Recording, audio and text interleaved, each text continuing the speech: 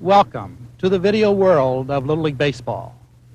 Youngsters playing baseball are a familiar sight the world over. The Little League program makes an important contribution to the game, promoting values that go beyond winning and losing and encouraging family involvement. Little League's official How to Play Baseball by Video is a valuable aid to coaches and parents teaching children the proper way to play baseball, and an essential resource for youngsters desiring to excel. I would like you to join now reciting the Little League Pledge, words that give extra meaning to the way we play. I trust in God, I love my country, and will respect its laws. I will play fair and strive to win, but win or lose, I will always do my best.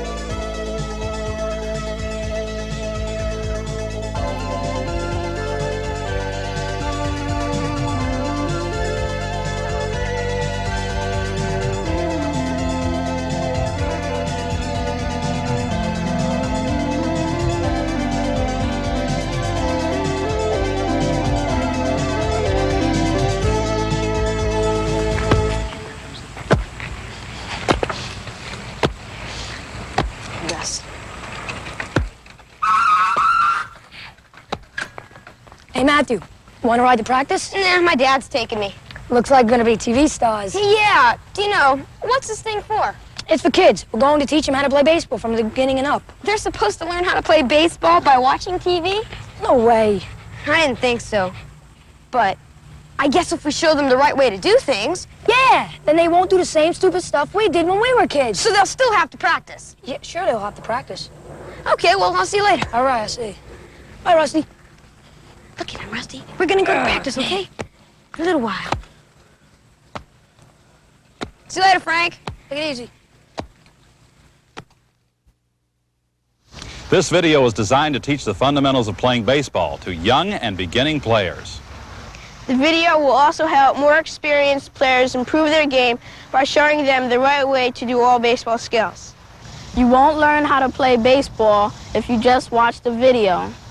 But we'll show you the right way to hit, throw, and catch a baseball.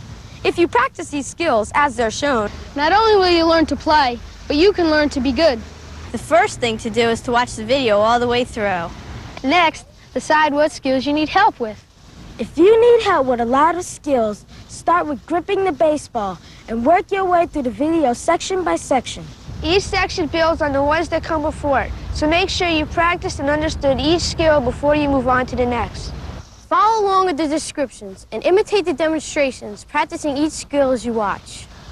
The on-screen index numbers will help you find the skill you're working on quickly and easily.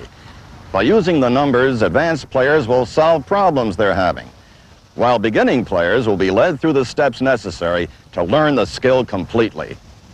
At least once, but as often as you can, have someone watch along with you and have them compare what you're doing along with what's on the screen in the demonstration. You'll have to watch each segment a lot of times to absorb all the stuff you need to master the skill.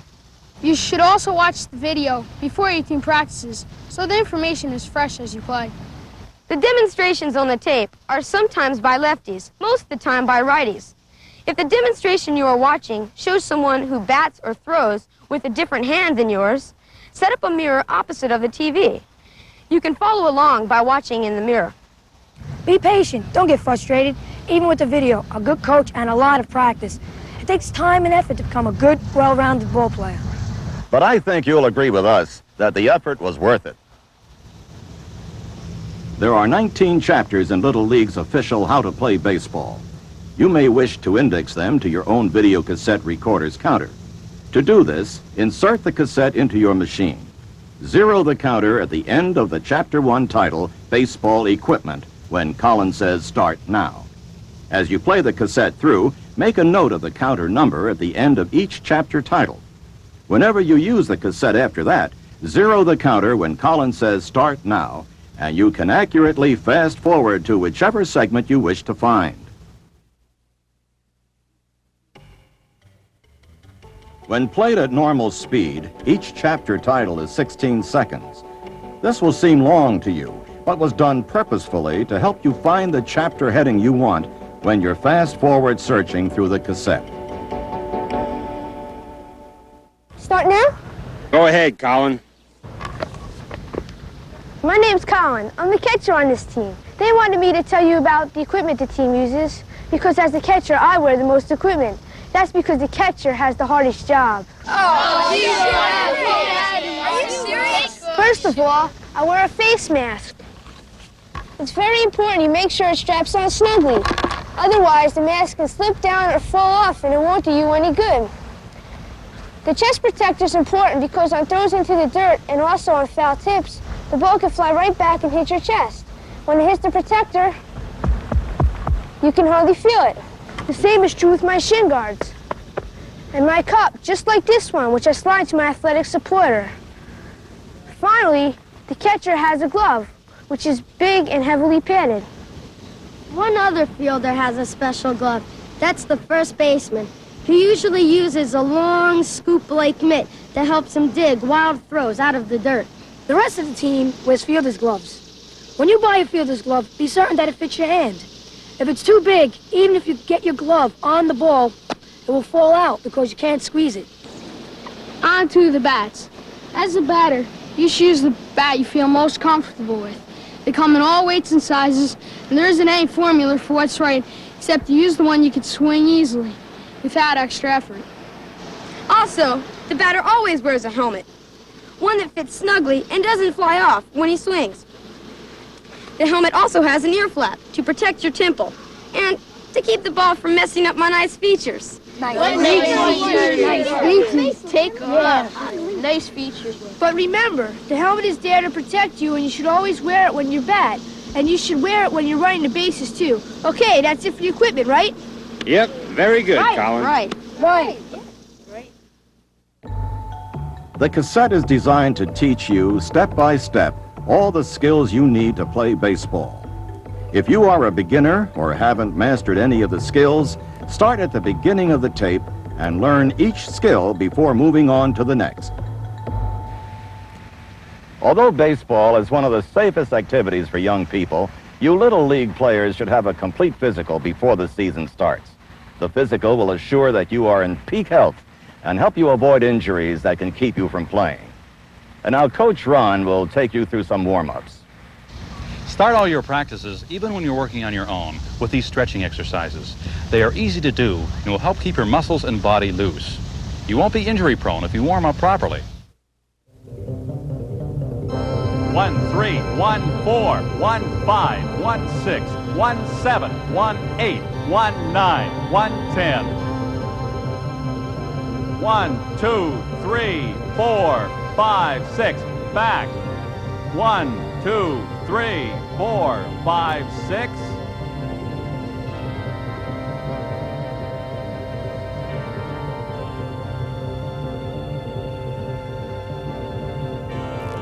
One, 2, 3, 4, 5, 6. 1, 2, 3, 4, 5, 6. In front. 1, 2, 3, 4, 5, 6. Left arm. 1, 2, 3, 4, 5, 6. And in front. 1, 2, 3, 4, 5, 6.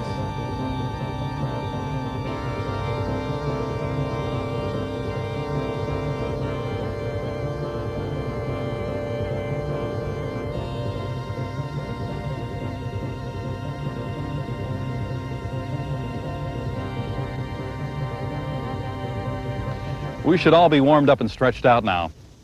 You guys are young enough where just a little warm-up does the trick. The older you get, the more you have to do. The important thing is that you loosen the muscles and get the blood to flow. This will help keep you from pulling your muscles and other injuries. And while it's important you warm up, don't overdo it. Save your energy for practicing and playing baseball. If you do become tired, rest for a bit. Playing when you're tired will increase the chances that you will hurt yourself, and nobody wants that to happen. Having a strong wrist and forearm is important for playing baseball. I carry a tennis ball with me at all times and squeeze it in the palm of my hand to strengthen these muscles. It's quiet, hardly noticeable, and you can do it while walking around, watching TV, almost anywhere, except my mom says not while I'm eating. Each of the chapters is broken down into parts, marked by a small number in the corner of the screen. To learn any of the skills fully, watch the segment all the way through. Then go back to the beginning and learn each part using the numbers to guide you. Okay, guys, Coach is going to run you through the drill. Carrie is going to help demonstrate gripping the baseball. Think you can handle that, Carrie? Let's start at the beginning. In the beginning, there was the baseball. Rounds, of course, with seams that are wide and narrow at different spots. Carrie, the first thing you need to know is that you should grip the ball exactly the same way every time you're going to throw it. So let me use your hand to demonstrate the proper grip. First, put your index and middle fingers across the wide seams and hold the ball with your thumb directly underneath. Your ring finger and pinky should rest on the side of the ball. And the ball should be close to your fingertips so that you can see a space between the palm of your hand and the ball.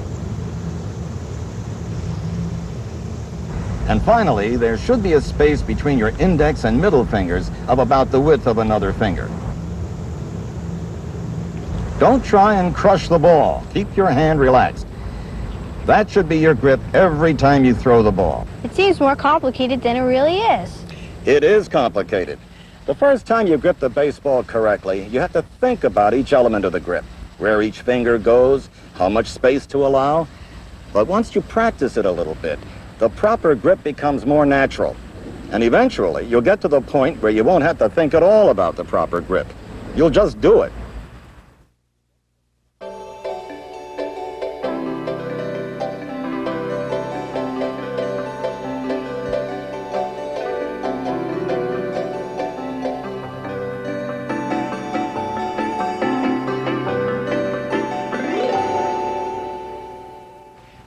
Just like when you grip the ball, when you throw the ball, you want to do the same things every time. The way to develop your skills is to practice them over and over. When I first started playing, I thought I'd never throw the ball straight. Then one day, it just all fell into place. I still practice, but I don't ever think about how to do it. That's because you have the mechanics down. When you make a bad throw, you can probably feel it before you even let go of the ball. Yeah, I want to stop and start over. It's too bad you can't. Let's demonstrate the proper way to throw the baseball. Start with the ball in your glove, because you usually throw after you catch. First, get your grip on the ball and bring the glove, your hand, and the ball toward your waist. Good. As you shift your shoulder around so it points where you want to throw the ball, bring the ball backward with your palm facing down toward the ground. Keep your eye on the target. Step toward the target and make a circle with your hand around your shoulder, keeping your elbow higher than your shoulder. Let the ball go with a strong wrist snap and follow through by bringing your back foot forward and your hand and body around so that you're facing the target squarely. And if all goes well, you nab the guy at the plate. Right. Okay, let's see that again.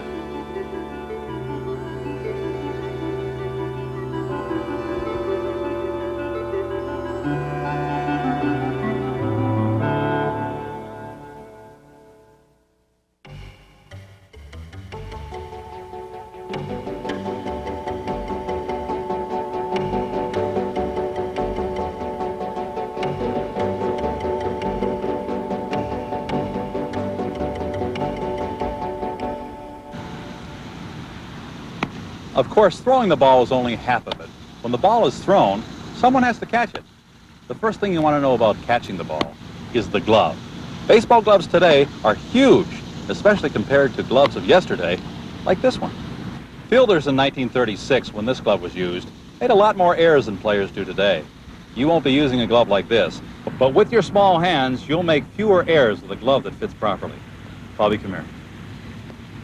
Notice when Bobby slides his fingers into his glove, they go in easily and rest there. He doesn't have to jam them in. And he doesn't have so much room they can move around inside. His fingers comfortably control the fingers of the glove, and the heel of his hand stays just outside. This is the way your glove should fit. If it feels more comfortable, it's okay to keep your index finger outside the back of the glove. One other important tip, always keep your hand cupped so the glove is away from the palm of your hand. If your hand is pressed close to the glove, when you catch the ball, it'll be like you're not wearing a glove at all, and it will hurt. So keep your hand cupped. Mark, throw the ball to Bobby. Good, good. Now let's take a look at what Bobby did to catch the ball. It's not as simple as it looks. First, he's positioned comfortably with his feet spread about shoulder width apart and his knees bent. His glove and his throwing hands are extended in front of him, with his glove hand turned sideways so it can move up or down easily. He's ready before the ball gets to him. He keeps his eye on the ball all the way into the glove. As the ball hits his glove, he covers it with his throwing hand, bends his elbows and brings his hands and the ball back toward his body to cushion the impact. He quickly gets the proper grip and is ready to throw the ball. A special tip, if the ball is below your waist, catch it with the glove fingers pointed down. Above your waist, the glove fingers should be up. Bobby, anything you want to add? Yeah, the thing you young players should remember are, 1, always keep your eye on the ball, and 2, bring your hands back when you make a catch to absorb the shock. Don't stab at the ball or swipe at it. You sound like an old pro. I dropped a lot of throws. Well, not so many anymore. Practice has paid off. Mark, give us a pop-up.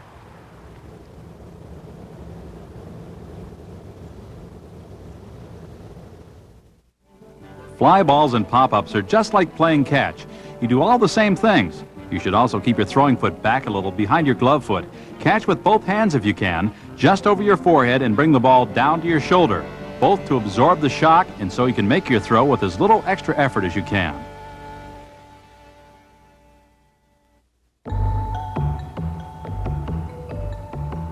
You may find it helpful to write down on a piece of paper, step by step, what you have to do to perform the skill correctly.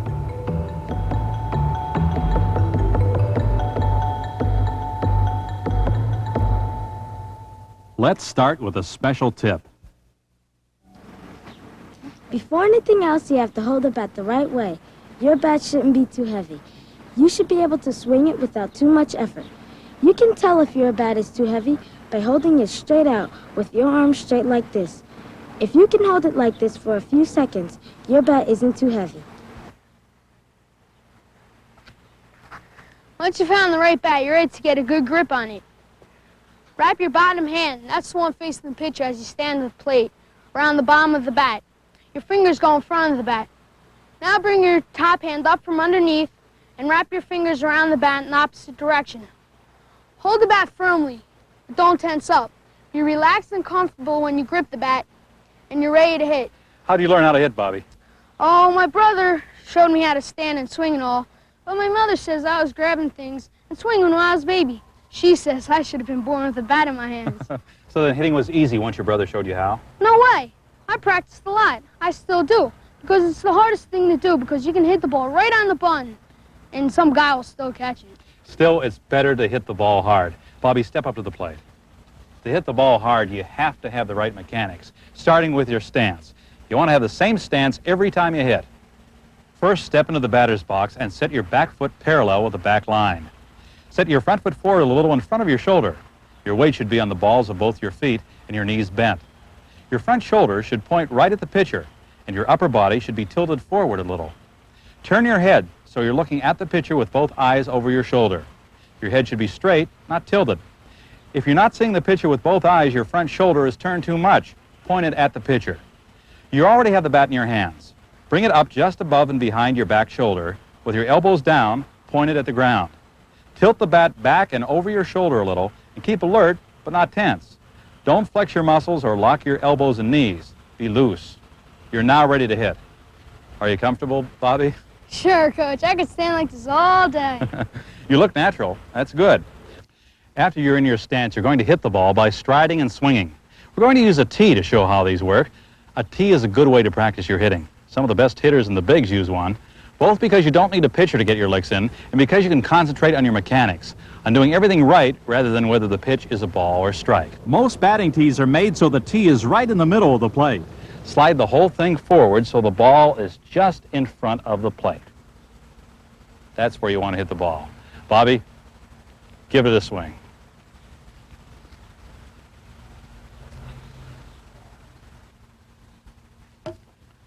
Not terrible, but you shifted your weight forward too soon in your stride. You lost power and control of the bat. Now take a smaller step and keep your weight on your back foot until you swing. All right?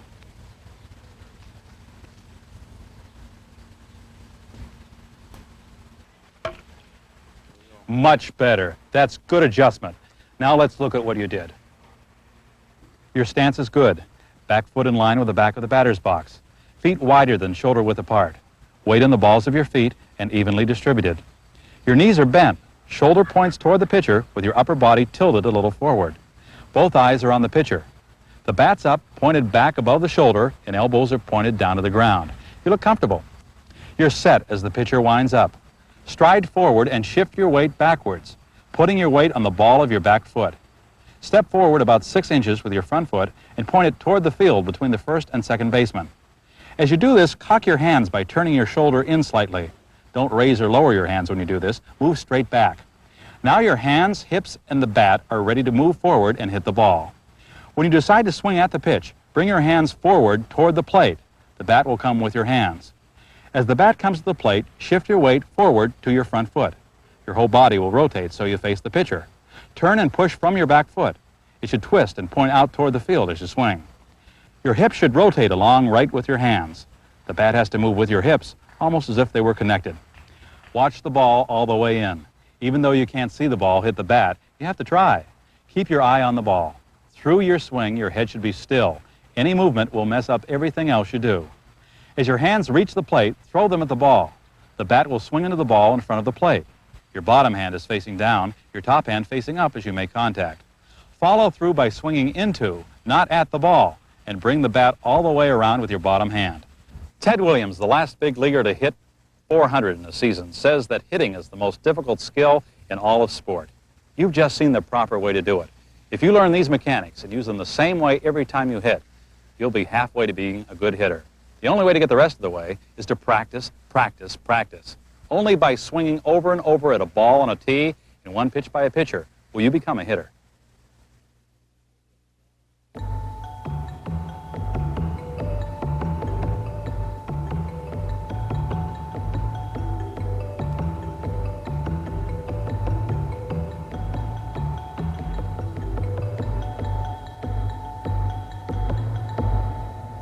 Another hitting skill that requires a lot of practice is bunting.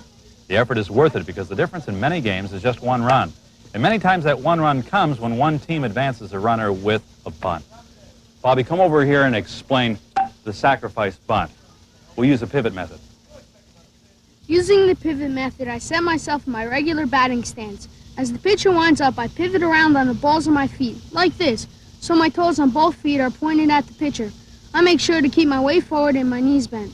I slide my top hand halfway up the barrel of the bat, and I hold it firmly in my fingers out in front of the plate.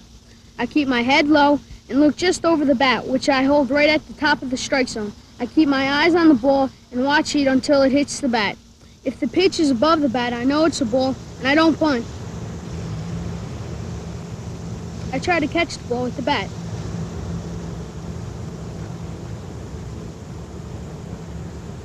On low pitches, I bend my knees and bring my whole body down with the bat to the level of the ball. So I'm always looking at the ball right over the bat. And of course you want to hit the top of the ball with the bottom of the bat. Yeah, a pop-up on a bunt is almost always a double play. Okay, Bobby, show us how it's done. Right down the pipe, Justin. Good. You should never bunt a pitch that's out of the strike zone. Groove it, Justin.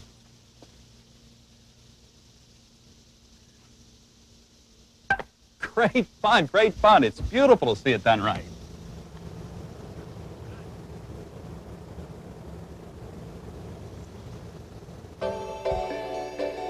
Even after you've mastered a skill, go back to the tape and review it. Reviewing, like practicing, will keep you clear on what you have to do.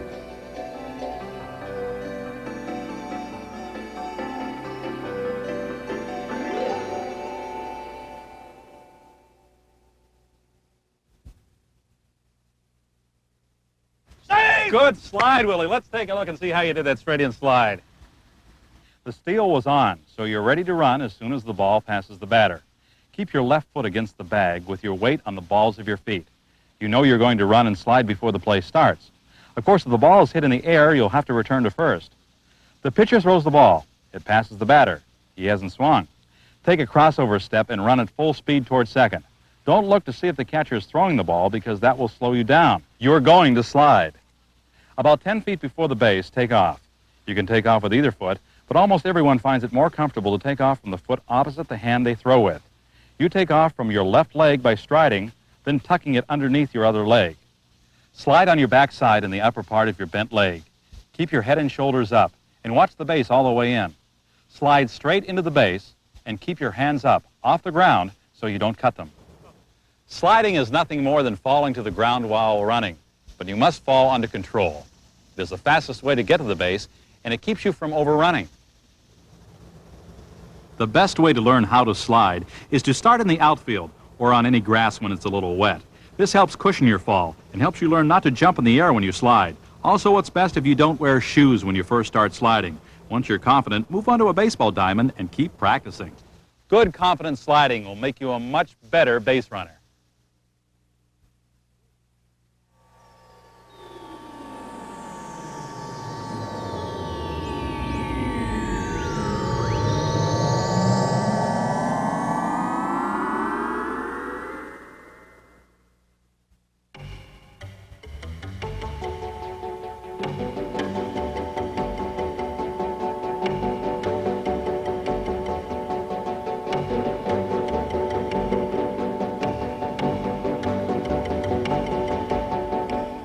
Baseball is a team game. You need your teammates to play the game, and you need their cooperation if you're going to win. Now, players make the big leagues because they can hit, field, and run better than anyone else, but they also have to know baseball. They excel in a team situation. They know how to help their team. Part of teamwork is encouraging your teammates. When you hit a home run or make a great defensive play, you'll be sitting on top of the world. And when you make an error that costs the run or the game, you'll sink so low you'll feel terrible. At one time or another, both those things will happen to you. Your teammates will like it if you don't brag when things go good and you don't cry when things go bad. Go out and play your best all the time. That's all that matters. But if a teammate does do something great, let him know you appreciate it. If he messes something up, encourage him. Remind him the next time he'll make the play. Your teammate will appreciate you looking out for him, and will do the same for you. Now we're going to cover the defensive positions. Pay attention, because even if you play right field, at some point in a game, you're going to need to know what the catcher is going to do. Also, you might get the chance to play another position, and you will be at an advantage if you already know how. It's to the advantage of all of us to know all the positions and play like a team. Let's be interested in each other, whatever we do. Let's go!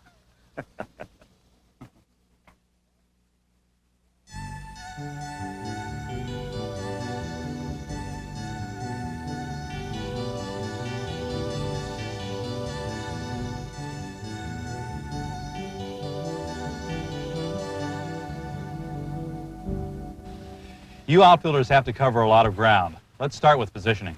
Frank, why do you think you play right field? Could you tell me to? Very funny, but why? Well, because you think I have the strongest arm. That's right, and the most accurate, too. The throw from right field is the longest an outfielder has to make, so the player with the strongest arm plays right field. Sal, why do you think you play center? Because you tell me to. No, because I'm the fastest and the center fielder has to run the most. I know why I play left field. Why is that? Because I hit the best. Well, that keeps you in the lineup, but it's also because you're left-handed.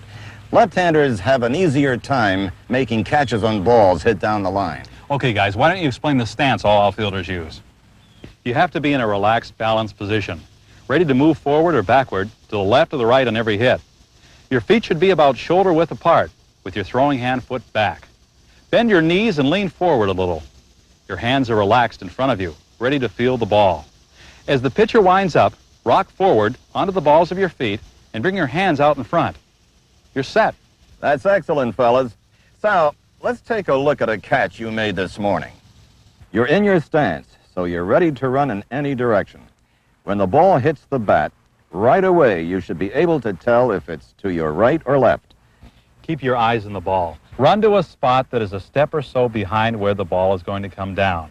Then step into the ball as you catch it. Don't forget, run on the balls of your feet. If you run on your heels, your eyes bounce, and it's impossible to keep your eye on the ball when it looks like it's bouncing. As the ball comes down, put your glove in front of your forehead. Watch the ball over the top of it. Have your throwing hand up next to the glove. As the ball comes to the glove, step forward and put your throwing hand over the ball, both to make sure it doesn't pop out and to help get a grip on the ball and make your throw quickly. Also, bring the glove back to cushion the impact. When you step toward the ball as you catch it, you've already started your wind-up on the throw. You can then just grip the ball, crow hop, and fire it in. You better explain that crow hop thing or else you'll have kids flapping around like birds out here. Oh, come on. The crow hop is just a little step and hop you take as you bring the ball back into the throwing position. Now, it gives you momentum on the throw if you hop toward where you're throwing. Let's show how you guys field grounders. If no one's on base before the batter gets his hit, charge the ball and field it like an infielder. Put your glove on the ground with your throwing hand on top. Keep your backside low and your legs a little more than shoulder width apart. Field the ball like a shortstop. The other way to do it is to charge the ball, then drop to one knee. Put the knee on your throwing hand side in front of the ball and scoop the ball with your glove as it comes to you. It's important on all grounders to keep your shoulders square to the ball. So if it takes a wild hop, it bounces off in front of you. Be sure to block the ball. If there is a runner on base, you have to be ready to throw the ball quickly after you field the grounder. So charge the ball and put your glove down on the ground in front of your glove foot to field the ball. If you're right-handed, that's your left foot. If you're left-handed, that's your right foot. Field the ball with your throwing foot back, so you're better able to make a quick, strong throw. Step forward, plant your throwing foot, and step with your other foot toward the target and throw. Be sure to follow through. Don't arc the ball up into the sky. Keep the throw low to the ground. It gets there faster that way. And if it's not right on target, the cutoff man will be able to relay it. As outfielders, one of your responsibilities is to back each other up. On balls hit to left or right field, the center fielder should run over behind the outfielder making the catch. That way, if the ball is misjudged, the center fielder will be in position to make the play, usually quicker than the other fielder who is scrambling to regain his bearings. On balls hit to center field, the other outfielders back up the center fielder. Another part of backing up is deciding who makes the catch if it's between fielders. A good rule of thumb is that the center fielder catches everything he can reach, with the other fielders backing him up. For this to work, you have to communicate with each other. If the center fielder is going to make the catch, he has to yell, "I've got it," twice loudly. On balls he can't reach, the other fielder must call for it. Be aggressive calling for fly balls, but if you hear the center fielder, back him up as he makes the catch. The same is true of pop-ups between the infield and outfield. The outfielder has priority. I got it. If you're playing the outfield and can reach the ball, call for it at least twice. The infielder will get out of your way. You should back up all infield plays and always be aware of the game situation. You may go innings without ever touching the ball, but if you are backing up plays in the infield and staying aware of the count, how many outs there are, and where the play is, you won't be bored and you'll be ready to make the play when the ball does come to you.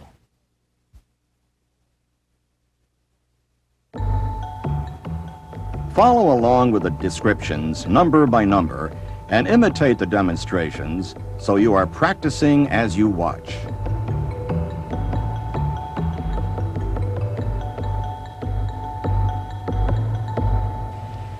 When you play infield, you have to have quick reflexes and be ready at all times. As the pitcher winds up, you have to be in your stance, the starting position that lets you field the ball most easily. Take your positions! Let's go!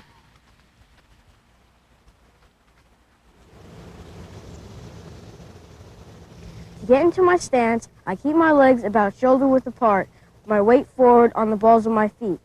I bend my knees and keep my throwing foot back slightly. I bend forward at the waist and dangle my arms in front of me with the glove out away from my body. This way I can move forward, backward, left or right and always be ready to field the ball. The ball gets to you so quickly, you have to be ready and alert. I say to myself, hit the ball to me, hit the ball to me. I also know where the base runners are, how many outs there are, and what the score is. So I know where I'll throw the ball if a grounders hits me. On balls hit to the left or right, the most important thing for an infielder is a quick first step. When the ball is hit, I cross over and run back at an angle to where the ball is going. I keep my body and glove low to the ground.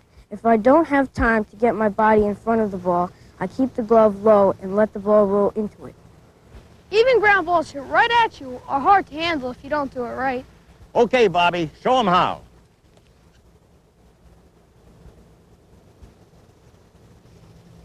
Let me describe what you did. You're in your stance, your legs shoulder width apart with knees bent. Your weight is forward on the balls of your feet. Your glove is down, open, and facing the batter, ready to field the ball. The ball comes right to you, so you step up, moving toward the ball.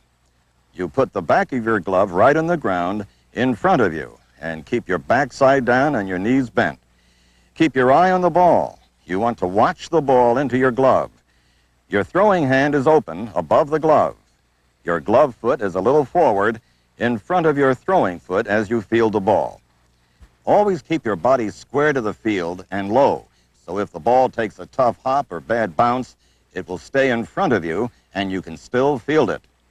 Notice how as the ball comes into his glove, he brings the glove straight back and absorbs the shock. He covers the ball with his throwing hand and brings the ball in his glove up to his waist, getting the proper grip on the ball. He's ready to throw. Once you get the ball, plant your throwing foot, take a crow hop toward the base you're throwing to, and make a straight throw by throwing overhand with backspin on the ball. Follow through and end up with your weight on your forward foot.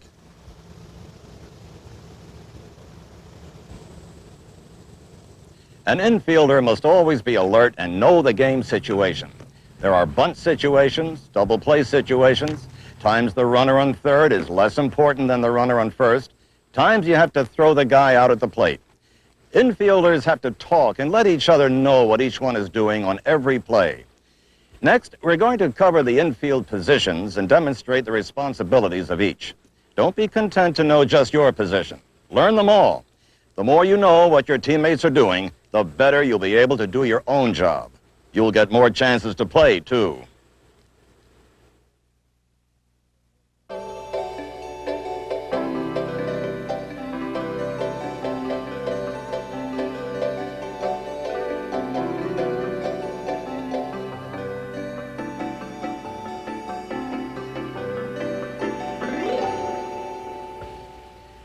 Gary, let's demonstrate how you field a throw from an infielder. Okay.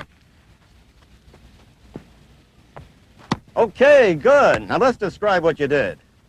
When the ball is hit on the ground to another infielder, I run to the base and put the heels of both my feet against the bag. I face the infielder who's going to throw the ball and make a target for him with my glove. Then, when the throw comes, if it's to my right, I step with my right foot toward it. If it's to my left, I step with my left foot. Excellent. How hard was that to learn? It wasn't too bad. It takes some getting used to. At first, I was afraid I really had to hurry to make the play. But once you do it enough, you don't even have to think about it. As the first baseman, your main responsibility is to catch the ball. If an infielder makes a bad throw, remember, it's better to catch the ball and have the runner be safe at first than to have the ball go by you and the runner make it to second.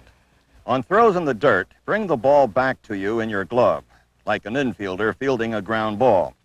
Sometimes it looks like big league first basemen just stab or swipe at the low throw, and sometimes they do, but it's a bad habit to get into.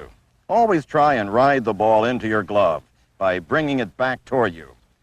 Also, get your body in front of the ball so that if it bounces over your glove, you still have a shot at blocking it with your body. In bunt situations, move up toward the plate. When the ball is bunted on the first baseline, charge the ball and scoop it up with both hands. It's much easier to do that than it is to try and field it one-handed. On the sacrifice, my first play is to second base. I'm right-handed, so I pivot before I throw the ball. A left-hander can just pick the ball up and throw. If there is no play at second, the second baseman will be covering first base. Pick the ball up, then toss it to him firmly about chest high. On the ground ball hit to me, the pitcher will come over to cover first base. If I can beat the runner to the bag, I don't throw the ball. I just wave the pitcher away and make the play myself. If I can't beat the runner, I show the pitcher the ball, then toss it to him underhand, firmly about chest high. I lead him by a step or two so that he catches the ball as he steps on the base. On pop-ups, the first baseman should take those in front on the first base side of the diamond and those in foul ground. The technique is the same as for outfielders, but the first baseman should remember that on fly balls hit over his head, it's usually easier for the second baseman or the right fielder to make the catch. On balls hit to right and right center with runners on base, the first baseman is the cutoff man on plays to the plate. Position yourself just in front of the mound in a line between the plate and the outfielder fielding the ball. If the throw is offline, or if the catcher doesn't call for you to let the ball through, catch it and relay it to the plate. To make the quickest throw, when I catch a ball from the outfield, I turn my body so my throwing shoulder faces the outfielder and my glove shoulder faces the plate. As the ball comes in, I catch it in front of my throwing shoulder, crow hop, and release the ball very quickly. On throws from the outfield, I listen for the catcher. Sometimes he will call out for me to cut the ball off and relay it to second or third. As soon as I hear him calling for the play to go back to the infield, I position myself to make the easiest throw to that base before I catch the ball. Very good, Gary. Thanks, Coach.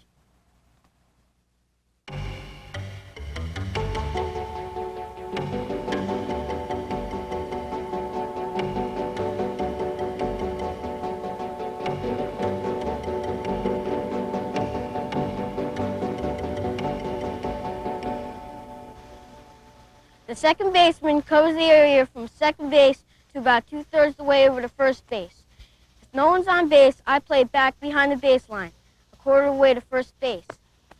If there's a runner on first base and less than 2 outs, I step up to the baseline and edge closer to the base. Both the second baseman and the shortstop cover second base on steals, while the second baseman covers first base on bunts when the first baseman is charging the ball. Good, Mark. Let's take a look at what happens to the second baseman on a bunt. He gets into his stance and positions himself halfway in, about even with the baseline. Although he has to cover second base on the steal, he tries to cheat a step or two toward first. On a bunt, he covers first. As the pitcher delivers the pitch, the batter squares around to bunt. Immediately, the second baseman runs over to first base. He stands with his foot on the ground, pressed against the inside part of the base, his shoulders squared to the fielder throwing the ball. He makes a big target of his glove and is ready to take a throw from the first to third baseman, the pitcher, or the catcher. If the throw goes to the shortstop covering second, the second baseman must stay ready for a relay from the shortstop going for a double play. On pop-ups, I cover the area around second base on the right side of the diamond, from the pitcher's mound on out to right center field. The second baseman is also responsible for the area behind first base, all the way into foul territory. I go for pop-ups into the outfield, but the outfielder has priority on those. We'll discuss covering second base on steals a little later. Where do you play as cutoff man? On balls hit to right or right center, I'm the relay man. As the ball goes into the outfield, I run out to short right or right center and line myself up between the fielder and the base he's throwing to. I hold my hands up high over my head so it's easier for him to see where he's throwing to, and I turn my body so my throwing shoulder points at the outfielder. Because I catch the ball in front of this shoulder, I can make a quicker throw. On balls to left and left center, I cover second base and call out to the shortstop where to make the play.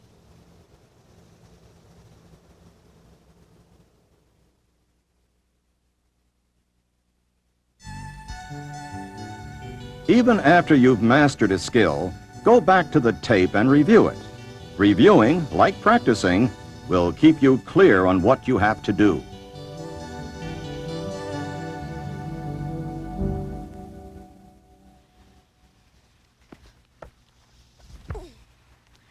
The shortstop does the same thing as the second baseman, except on the left side of the diamond. Because the shortstop throws the first is longer, the shortstop should have the best arm. The shortstop plays behind the baseline, about a third to halfway to third base. He has to be able to get to a ground ball in the hole by third base and to balls hit up the middle. Positioning and a quick first step are especially important for a shortstop. When there's a man on first and none out, the other team may sacrifice. On the sacrifice bunt, the shortstop almost always covers second base. As the pitcher winds up and delivers the ball, the batter will square around to bunt. When this happens, the shortstop should run over and cover second base. Whoever fields the bunt will try to make their play to second base to get the lead runner. The shortstop should make a big target with his glove and be ready to catch the ball, step on the bag for the force out, then throw to the second baseman covering first for the double play. On pop-ups, the shortstop catches anything hit from the pitcher's mound out into left and left center field. On fly balls to short left, go after them, but listen for an outfielder calling you off. If the outfielder calls, I got it, run off to your right, out of his way. The shortstop should also catch pop-ups behind third base all the way into foul territory. The shortstop is the relay man on throws to third base from center field and on throws to home and second base from left field. On outfield hits, the shortstop lines up directly between the outfielder with the ball and the base to which he is going to throw. He points his throwing shoulder toward the fielder, ready to make a quick throw after he catches the ball. He holds his hands high over his head so he is seen by the outfielder and makes a big target. He catches the ball in front of his throwing shoulder and is ready to make a quick relay to the base either the second or third baseman tells him.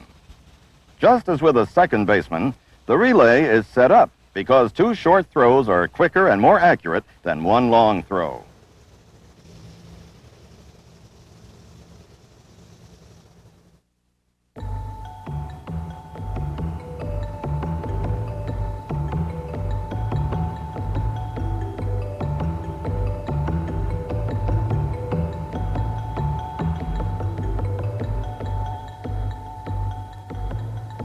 The majority of plays at second base are force plays. The rule of thumb is this: if the ball is hit to the right side of the infield, the shortstop covers second. If the ball is hit to the left side, the second baseman covers. All plays are easier if you're running to the ball rather than running away from it. There is a similar rule on stolen base attempts. When the runner on first tries to steal second, either the shortstop or the second baseman can cover the base. You have to decide before the play who is going to cover. A good way to decide is if the batter is right-handed, the second baseman covers on a steal attempt. The shortstop covers if the batter is left-handed. The one time you ignore this rule is when you suspect a sacrifice bunt play is on. Since the second baseman is running to cover first base, the shortstop should always cover second in sacrifice situations. When the steal is on, the fielder covering second should run as fast as he can to the base and straddle it, putting his right foot on the infield side of the bag, his left foot on the outfield side of the bag. Catch the ball and place your glove right in front of the base, with the backside facing the runner. That way he can't kick the ball loose and will have to touch your glove to touch the base. Once the tag is made, you should pull your hand up to avoid injury, but don't move your glove to tag him or swipe at him. It's easier to miss the tag that way. The other thing to remember about covering second is to back each other up. If you're not the fielder making the play, you should still run behind the base and back up the throw. If the ball should be overthrown or bounce past the fielder covering, you'll be able to field the ball quickly and keep the runner from advancing to third. An infielder's glove should be small so the ball doesn't get lost in the pocket. When you play the infield, you have to break in your glove so that it can lie flat on the ground like this. One of the worst things you can do to your glove is to hold it like this, bending the fingers so they stick up. Each of the chapters is broken down into parts, marked by a small number in the corner of the screen.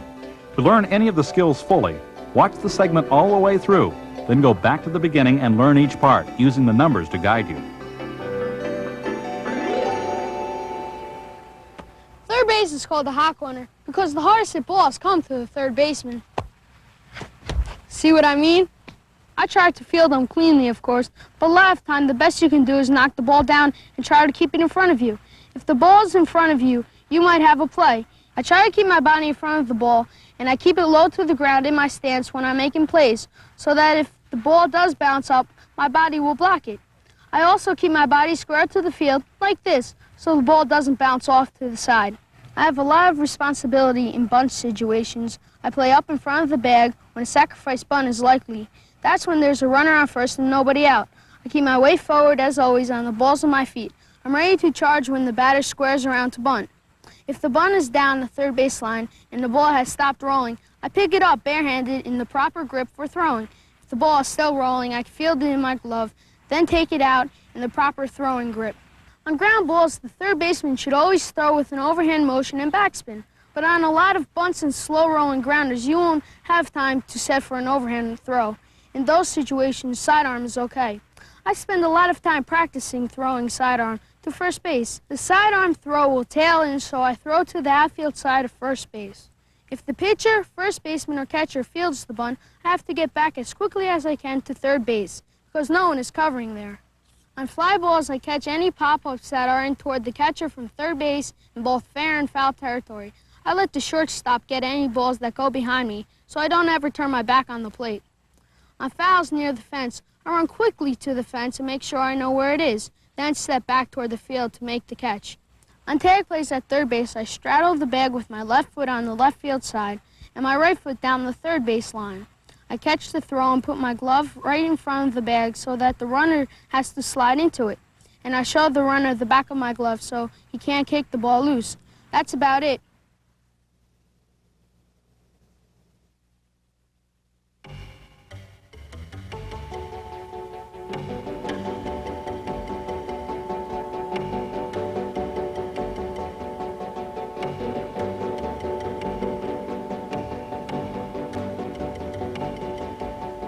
The catcher has the most thankless job on a baseball team.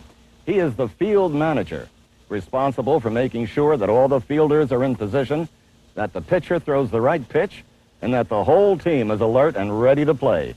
The catcher must... Let me explain. Go ahead, Colin. The catcher has to take charge of the team. I tell everyone how many outs there are, where they should play, and sometimes what they should do. My job is to keep the team involved in the game. I do that by yelling, by raising my hand signaling how many outs there are, anything it takes to make sure all 9 of us are on our toes and playing as a team. The thing a catcher is best known for is being the backstop. So let's start there. When I get into the catcher's box, I position myself about 1 arm's length from the batter. I can just barely touch him with my glove. I am crouching, and I give my signs with my throwing hand against the inside of my thigh. We don't throw curveballs, so I signal for either a fastball or changeup with 1 or 2 fingers, and I shield the sign from the third base coach with my glove. Then I get into my stance to give the pitcher a target. I raise myself so I'm balanced on the balls of my feet and a crouch. My feet are spread just a little wider than my shoulders. With my throwing foot a couple inches behind the other one, the toe pointed slightly toward first base. I keep my elbows outside my knees. I then raise my glove and give a target for the pitcher. I hold the glove sideways as if I'm going to shake the pitcher's hand. The reason for this is if the ball is above my knees, I'm going to catch it with my fingers pointing up. If it's below my knees, I want my fingers pointing down. With my hands sideways, I only have to move it halfway around to catch the ball, no matter where it is.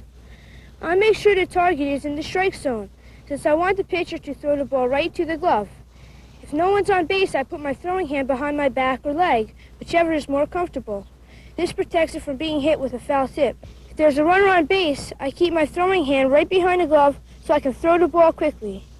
As the ball comes to the glove, I absorb the shock by bringing my hands back toward my body and then up to the throwing position.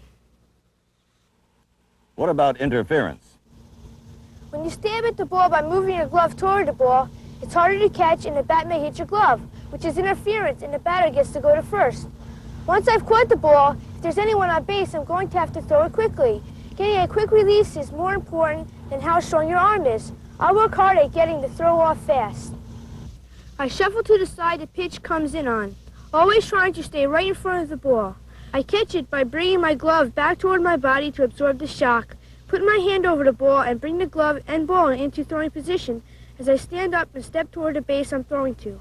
I let go of the ball with an overhand motion and backspin. I'm careful not to step on home plate as I make the throw, because I might slip on the base and hurt myself, or the throw will go high. I either step over the base or around it. What if the pitch is in the dirt? I hate it when the pitch is in the dirt, but blocking those pitches is probably the most important thing I do. When a pitch is in the dirt, I can't let it get past me if there's a runner on base. What I do is I drop to my knees, put my glove between my legs so there isn't any opening, and drop my chin to my chest so the ball doesn't hit my throat. On balls in the dirt, I never even try to catch the ball. I keep my body straight so it bounces off me out in front of me on the field. On bounced pitches to my left or right, I try to do the same things, but I first slide my body in front of the ball. It's scary to have the ball bounce off your body, but that's why the catcher wears so much protective equipment, because if he uses it, it keeps him from getting hurt. Don't ever turn your head away from the ball. If you can't see it, you won't catch it. One thing that took a lot of practice was keeping myself from blinking as I caught the ball.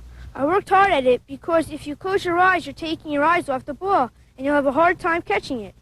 Another hard play is catching pop-ups. The thing to remember about pop-ups is that most of the time, a right-handed batter will pop up to your right, a left-handed batter to your left. When the ball is popped up, I immediately take the mask off and locate the ball. Once I found it, I throw the mask away in the other direction, so I can't possibly step on it, and I move over to where the ball is going to come down. Pops curve back toward the field, so it's easiest if I keep my back to the infield and let the ball come back to me. If the ball is near the fence, I first run to the fence and make sure I know where it is. Then I move away from it to the ball. You're doing a great job, Colin. Of course, what'd you expect? Okay. What about fielding bunts? The catcher should field all bunts that he can reach because he has the easiest throw to any base. When the ball is bunted, I spring out from behind the plate and run to the ball as quickly as I can. If another fielder and I are going to reach the ball at the same time, I call him off and field the ball with both hands, get set, and make an overhand throw. If the bunt is on the first baseline, I step toward the pitcher's mound before I throw to the second base side of first, so I don't hit the runner. And another thing, with the man only on first, if the third baseman fields the bunt, I'll run down and cover third base. That's it, Coach, isn't it? That's it, Colin. Woo!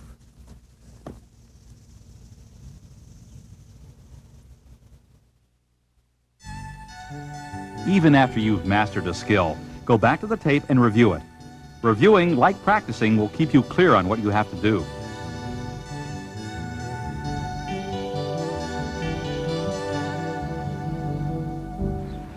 Pitching is a complicated skill, made harder because the pitcher must also play the field like an infielder. It takes practice, but the pitcher who fields the ball well helps himself and his team. Pitchers field bunts and grounders just like other infielders. After you throw the ball, you should end up with your body down, your weight on the balls of your feet, and your glove forward and open, ready to field the ball if it's hit back to the box. One difference, when the pitcher fields a ground ball, he should step down off the mound before he makes the throw to first or any base. You have time to do this, and by being on the same level as the first baseman, you'll be less likely to throw the ball over his head. Make a firm overhand toss, too. Don't lob the ball. Pitchers also field bunts like the other infielders. However, a left-handed pitcher fielding a bunt must circle behind the ball, plant his left foot on the third base side, and crow hop to make the throw to either first or second. A right-hander can simply pick the ball up and throw it. One of the pitcher's most important responsibilities is covering first base on ground balls to the first baseman. On a ground ball hit to the first baseman, I run over to cover first base as quickly as I can. I don't run right at the base, though. I run to the first base line about 10 feet before the bag, then I run up the line toward the base. The first baseman will throw the ball underhand toward my chest just as I reach the bag. Once I step on the base, I turn back onto the field. If I run straight up the line or over into foul territory, I might collide with the base runner and hurt myself or him. Another thing the pitcher has to do if there's a runner on base is cover home plate on a wild pitch or pass ball. As soon as I see the catcher doesn't catch the ball, I run to the plate. Even if the runner is on first, if I'm at the plate, I can act as a relay man on any throws. One last thing. The pitcher backs up bases on throws from the outfield. To back up the base where the throw is going to go, stand about 30 to 40 feet behind it, and you'll be in position to field an overthrow. If you can't tell if the play will be to the plate or third base, set up between them in foul ground and wait to see how the play develops.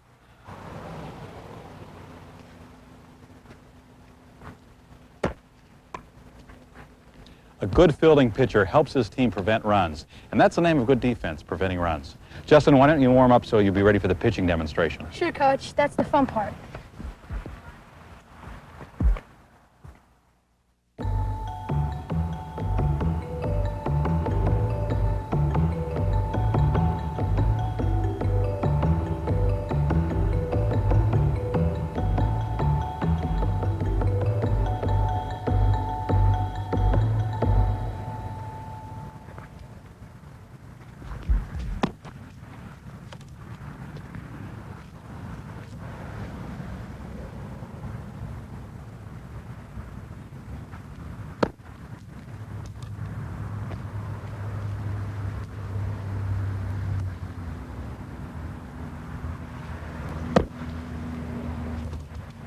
How many pitches is that, Justin? 25. Well, that should be plenty. Do you feel loose? Yeah, real strong. Good.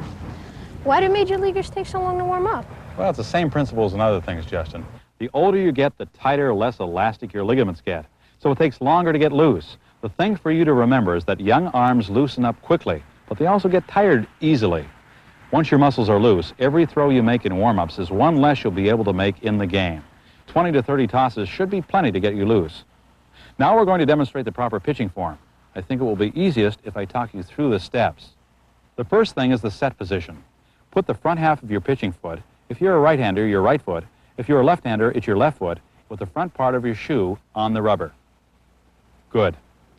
Now put the ball behind your right leg, or left leg if you're left-handed, and hold the ball in the proper throwing grip, fingers a little apart across the wide seams. Okay, get comfortable. Your knees are bent slightly. Your body is square to home plate.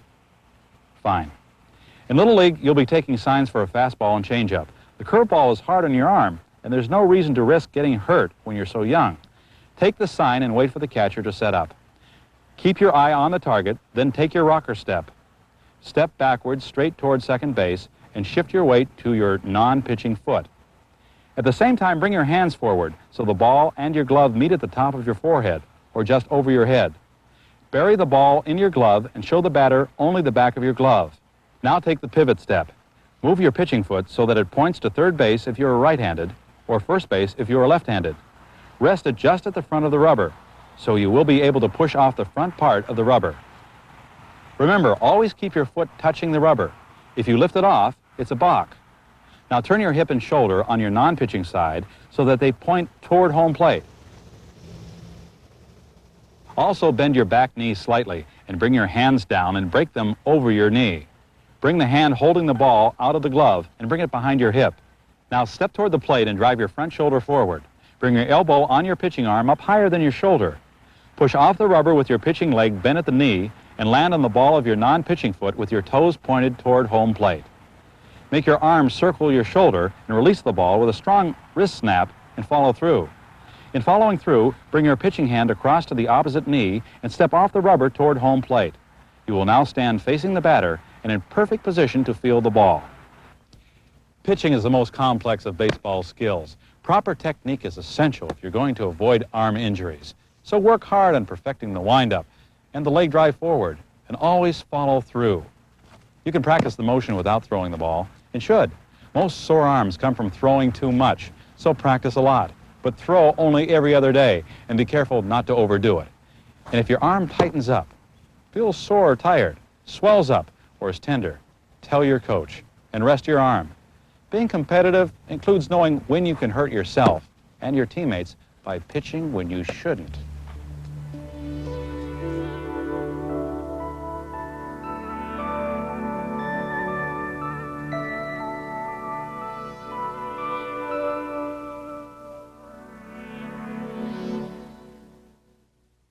That's it, guys. We've gone through all the basic skills, and I'm proud of you for working so hard at making this tape.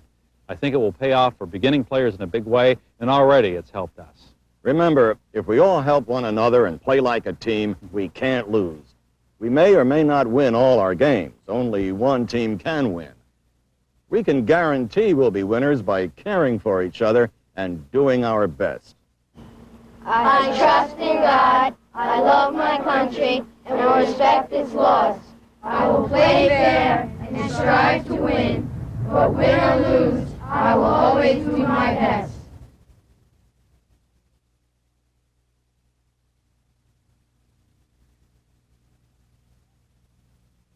Oh, come on, throw some strikes. You know, I think that bat's too heavy. You're dropping it down when you swing. It feels all right. Try choking up a little. Do you really think we can make it to the World Series? I don't know. There are so many good teams to beat. But I think we're good enough. Now throw the bat at the ball while you stride. I'll throw it right down the middle.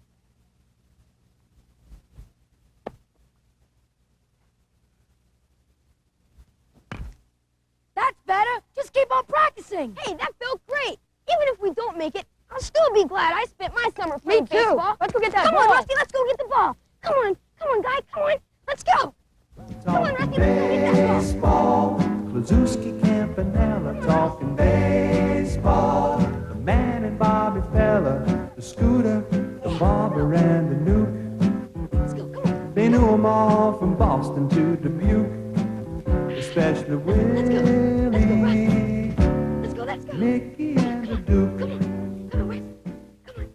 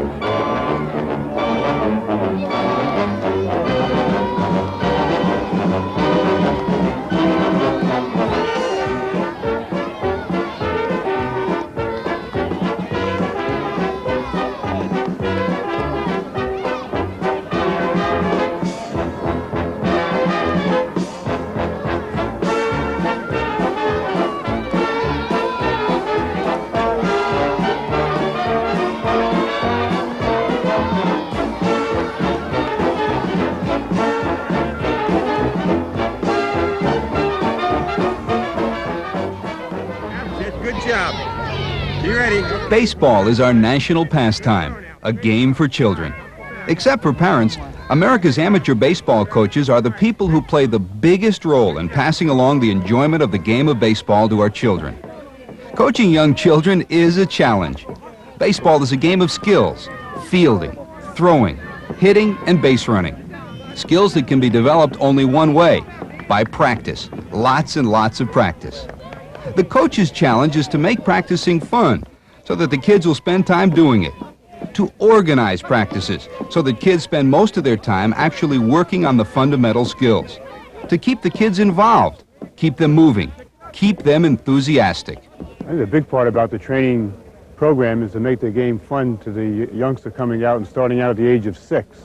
I think we see too much where we gather a group of youngsters, we'll say, for an organized practice, and they wind up standing around for an hour and a half, 2 hours, and not really participating. Major League Baseball conducted a coaching clinic near Toledo, Ohio to give coaches of young players some good ideas on how to run a successful baseball practice, one that emphasizes maximum practice time for each child and is also lots of fun.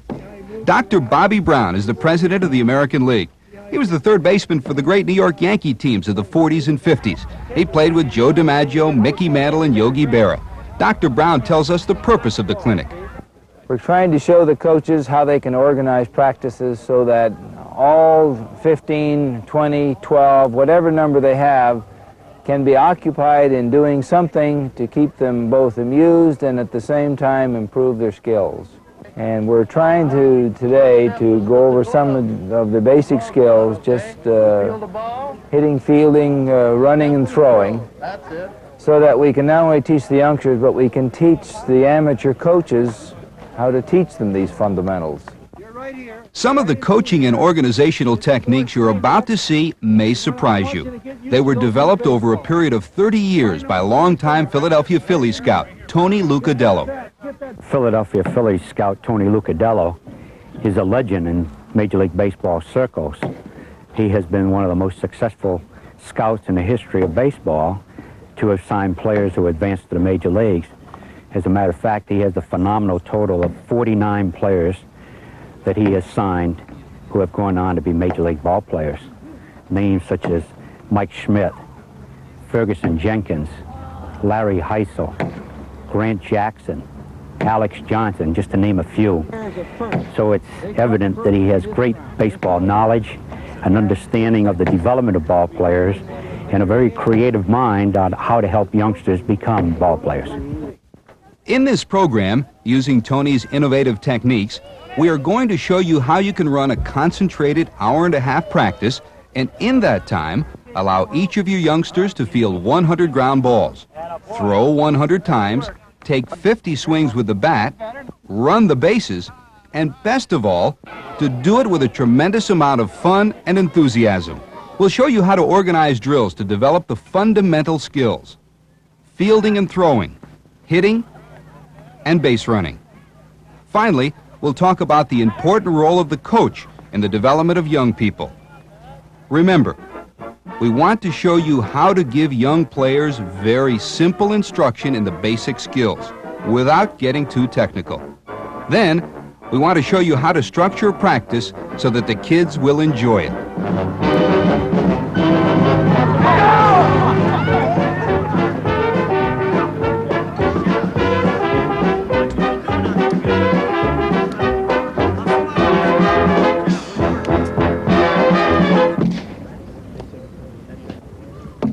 Let's start with fielding and throwing. The single most important skill a young player can develop is the ability to field a ground ball correctly and make a good throw. The only way a boy can develop is practice. Throwing the ball up against the wall, he knows that when he throws the ball, he has to field it. If he throws 100 against the ball, then he fields 100 ground balls. And he can field 100 ground balls in 30 minutes. And if he does that every day, and he learns how to field ground balls, he can play any place. He can pitch, he can catch, he can play first, he can play the infield, he can play the outfield. The game of baseball, number one, is played 87% below the waist. It's just that simple. The only way to develop that skill is to practice it a lot. But the traditional method of hitting grounders just doesn't do the trick. Most coaches take their team out, they throw the equipment out on the ground, we say, okay, we're going to hit everybody ground balls, and everybody on the infield might get 3 or 4 ground balls in probably a half an hour. Convinced that young players need more practice, Tony Lucadello devised a drill that capitalizes on the one thing children do when they first become interested in baseball: throw a ball against a wall and field it. Tony found that if a child fields 100 ground balls a day in this manner, his skills will dramatically improve in a matter of weeks. He also found that an entire team could practice this skill so that each player could field 100 ground balls in a half hour and have a great time doing it. Here's how. The first thing you do is review with your players the basic fundamentals of fielding a ground ball and throwing. You have to have body control. And the only way you can control your body is to be able to place your feet in the right position to handle the ball. In fielding a ground ball, the most important thing is to get low.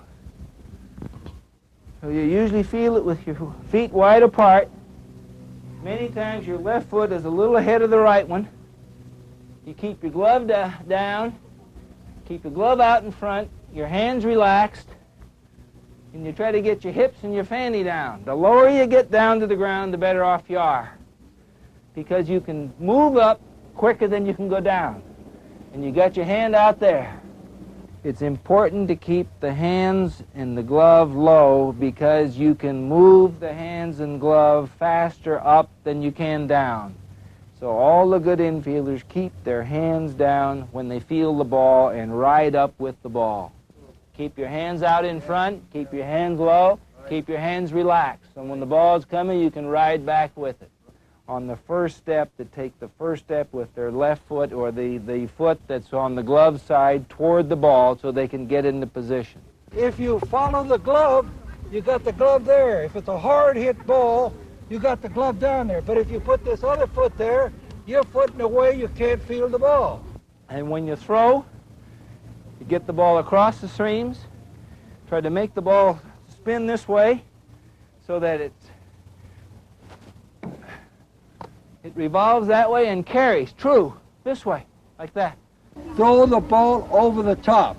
When they're throwing the ball into the wall, I want them to throw the ball over the top to develop the good, strong arm. If you throw 3/4 sidearm or underhand, which you have to do sometimes, the ball will go this way. So if you don't start it exactly right, the ball is going to deviate and get away from the first baseman or from wherever you're throwing it. So you try to throw that ball overhand, get it spinning this way so it will go true. Let's go over those basics once again. Get your body in front of the ball. Keep your body as low as possible. Keep your glove down below the ball. Keep your hands relaxed and out in front. Step toward the ball with the glove side first. Catch the ball with both hands. Grip the ball across the seams and then throw overhand. After you briefly cover the fundamentals, put your players through a snappy fielding drill. If possible, conduct this drill using a wall. This wall was built by Anthony Wayne High School near Toledo, Ohio. It's 6 feet high and 20 feet wide. Each side of the wall is divided into 3 equal sections with a target painted on the middle of each section. If you decide to build such a wall for your program, put a 7-degree grade on the bottom that comes out 4 feet. This will allow for line drives off the wall. If you don't have the money, space, or time to build this type of wall, use any old wall and put up a target. The drill goes like this. Arrange your players in lines facing the wall. Put 5 kids in each line. The line should start about 20 feet from the wall, depending on the age group. The first child in line throws the ball against the wall and then quickly rotates to the back of the line. The next player in line fields it, throws for the target on the wall, and then rotates to the back of the line, and so on. If your players keep that rotation going for 20 minutes to a half hour, each child will field 100 ground balls. Let's watch the drill in action. Each line of youngsters you see here represents a different age group, ages 6 through 13. Once the drill has started, the coach's job is to keep the rotation moving quickly, keep enthusiasm high, and encourage each player to practice the fundamentals. Hustle, hustle. Come on, Bobby.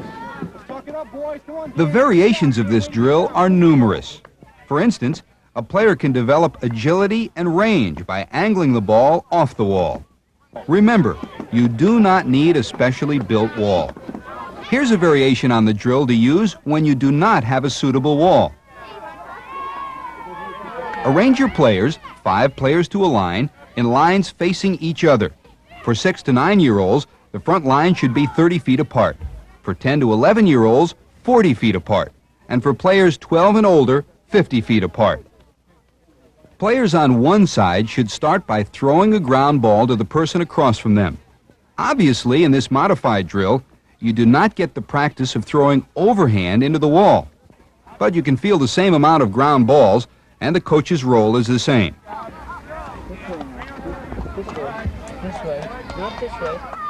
Well, now that you've seen this drill, do you believe it can help your young players develop their skills? Matt Stone is an 11-year-old boy who's been practicing this drill off a wall for 4 years. At age 7, in a tryout for Little League, he was told he had no baseball talent. But the story didn't end there. Matt's father, who had never played the game as a child, then met Tony Lucadello. Tony convinced the Stones to build a wall in their backyard and have Matt field 100 ground balls off the wall for a half hour each day. 4 years later, at age 11, Matt Stone became an all-star shortstop in his league, and according to Tony Lucadello, one of the best young players he had ever seen. Ball to the person across from them. Obviously, in this modified drill, you do not get the practice of throwing overhand into the wall. But you can feel the same amount of ground balls, and the coach's role is the same.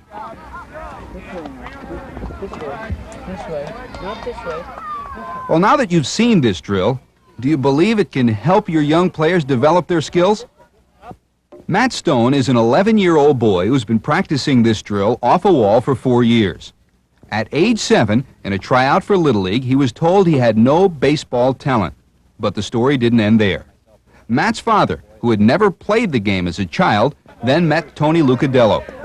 Tony convinced the Stones to build a wall in their backyard and have Matt field 100 ground balls off the wall for a half hour each day. 4 years later, at age 11, Matt Stone became an all-star shortstop in his league, and according to Tony Lucadello, one of the best young players he had ever seen. Okay, good job. Way to go, 35. Coaches, this drill works under actual playing conditions. We started this system at our high school indoors in our gymnasium in February. We did it for the first 30 minutes of every practice. And we practiced 5 days a week, so they fielded 500. Every kid fielded 500 ground balls a week. Doesn't matter whether he was a pitcher, an infielder, or an outfielder. Everybody benefits from it. It increases their range, makes them get down, and keeps them in front of the ball. It's just incredible how rapidly they improve in such a short length of time. It paid big dividends to us. In the first 4 ball games that we played, we made 1 fielding error on ground balls. Well, I've implemented these principles in the last 2 years with my high school program, my high school kids. What you need to do is keep them active and busy. And this program enables everybody to handle the ball many times in a short amount of time, and it keeps their attention. And they like baseball. It's more fun for them. And you get competition going from line to line to line, so therefore the enthusiasm increases, and they really start taking pride in themselves and staying down on the ball, and all of a sudden the peer pressure appears, and 2 or 3 players in line say, hey, get down in that ball, or feel it out in front, or get up on top of the ball, these kinds of things. So they're actually getting peer pressure, which is excellent.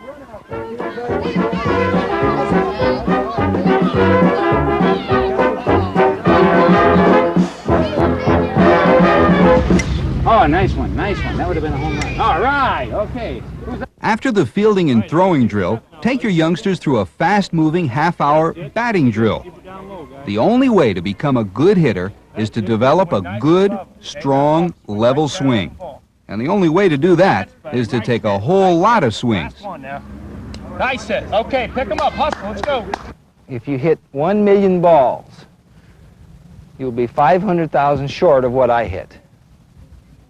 In a typical practice, the coach will pitch to one player at a time, and each youngster will get 10 or 15 swings with the bat.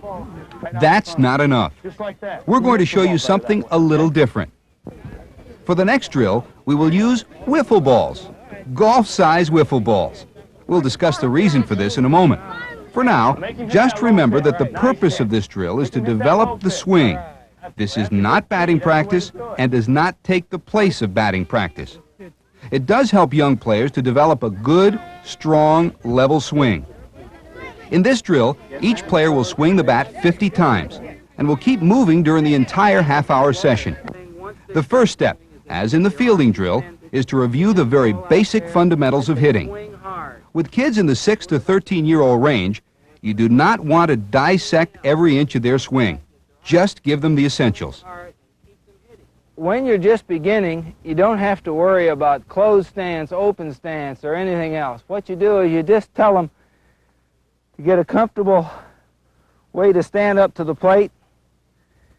You start off with the weight evenly distributed, but because you have to step into the ball, the weight automatically transfers to the back foot. You don't have to tell them that, they'll just do that normally. But if you start, you can tell them to start with the bat back. The bat should be back where you start the swing. Get the bat back, get your arms out, keep your head still, and swing hard. Any questions? At this age, that's all you have to know. And the more you hit, the better you'll get to be. And don't forget, coaches, make sure they keep their eye on the ball. Okay, here's the drill. To run it, you'll need a bag of golf ball-sized wiffle balls. Divide your team into groups of 5 players. Establish a hitting station for each group. Give one player a bat and place him at the hitting station ready to swing. Give another player 5 balls and place him facing and directly to the side of the batter. Obviously, the position of the ball tosser will depend on whether the batter is a righty or lefty. Arrange the other 3 players in the group in positions approximating left, center, and right field, but within 30 feet of the batter. The ball tosser then underhands the ball to the batter. The toss should be just out in front of the batter, at the point where a hitter would ordinarily make contact with a pitch. A good tosser will vary the height of each toss. The batter swings at 5 balls. The fielders grab them as they're hit. After the first batter takes 5 swings, the group rotates in a clockwise manner. The tosser moves into the batter's position. The batter goes to left field, the left fielder to center, the center fielder to right, and the right fielder gathers all 5 balls and then moves in to become the tosser. This rotation takes place continuously until each player has been to bat 10 times and has taken 50 swings. For groups in the 6 to 8-year-old range, the coach should do the ball tossing, and 4 players should be in the outfield. Here's the drill in action. Nice job. Got 4 of them. Good. The coach's job is to keep the rotation moving, to make sure the tosses are good, and to give encouragement and instruction. Coaches, if you're wondering about the effectiveness of this drill in developing a player's swing, using a short toss from the side as opposed to a pitch in batting practice, you'll be glad to know that this type of drill is used by Major League batting instructors to groove the swing of Major League hitters. Of course, big leaguers don't use wiffle balls. But as you can see, the wiffle balls don't travel very far. The drill can be conducted in a fairly small practice area. It's efficient.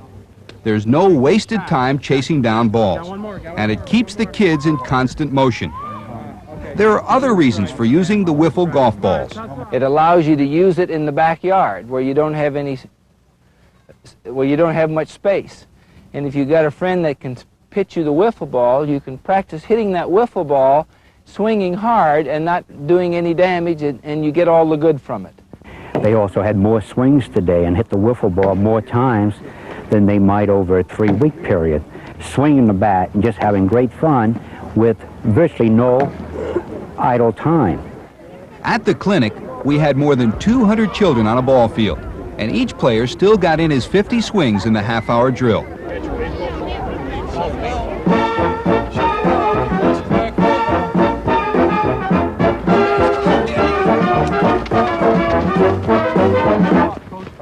The final skill we'll cover in this program is base running. Specifically, the skill of getting a good lead and then a good jump when the pitch is delivered or the ball is hit. This, of course, sounds simple, but many players, including big leaguers, have a difficult time getting a good lead. It's kind of scary for a player to edge out there away from the safety of a base. But it's a vital skill they've got to learn. Whether they're stealing a base, going from first to third, or trying to score from second on a base hit, the most important thing you can teach your kids is to get that good lead and a good jump. The next drill was designed to get the young player comfortable in taking a lead and to react when it's time to go. They can only get comfortable through repetition.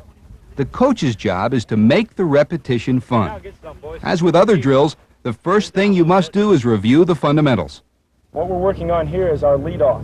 We're leading off the base, watching the pitcher, and if he makes an attempt to throw us out, we've got to make sure we've got to get back, okay? And the main things to remember is when you take your lead, never cross over your feet. You're going to shuffle and take about a 2-3 step lead and stay low and keep your hands in front of you. The drill goes like this. One coach stands in the middle, playing the role of a pitcher.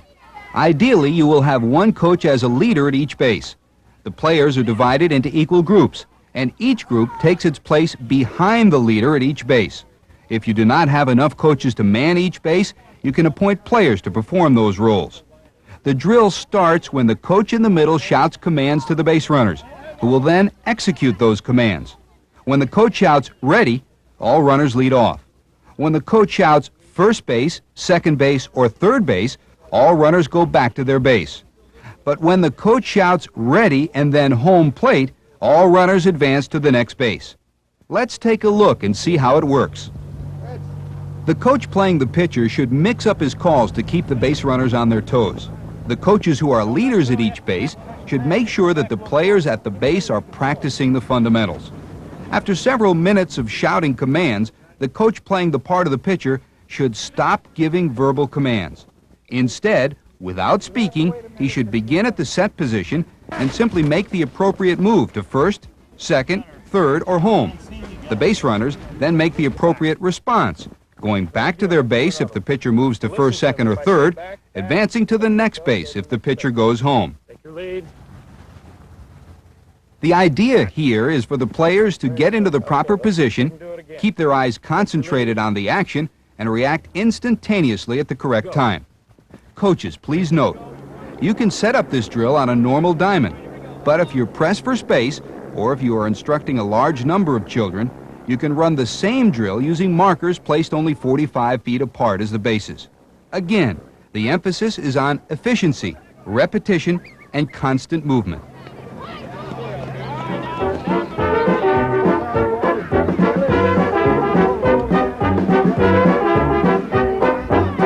The drills we have shown you are based on a simple premise.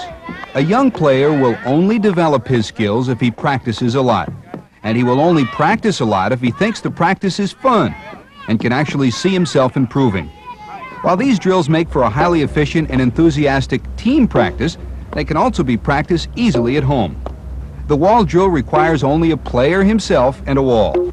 The batting drill needs only a batter and a tosser. Remember, those wiffle balls won't go very far.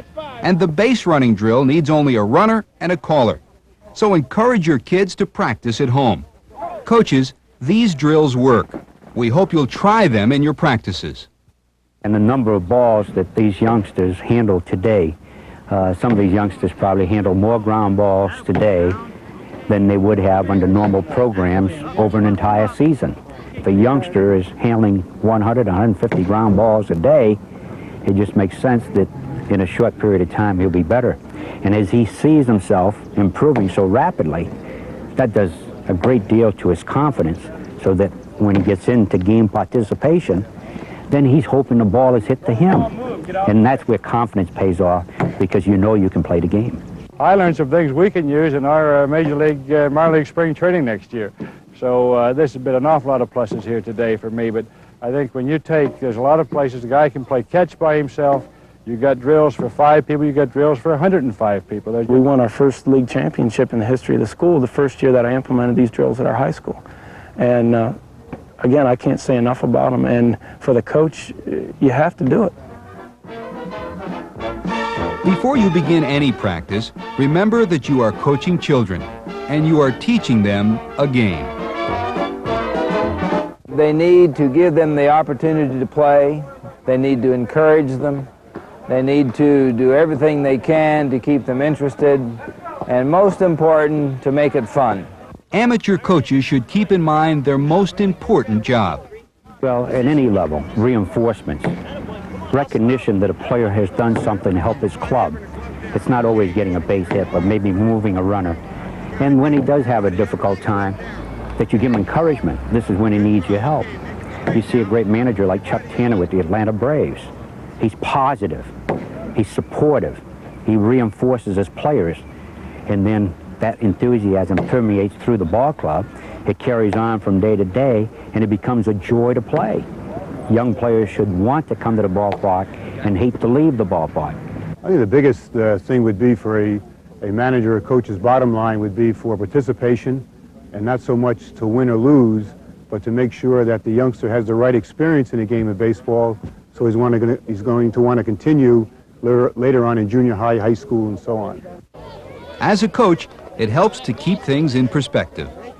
I think it's important in any youth program for the coaches to remember that the main object is not trying to produce another Joe DiMaggio or a Willie Mays or a Mickey Mantle.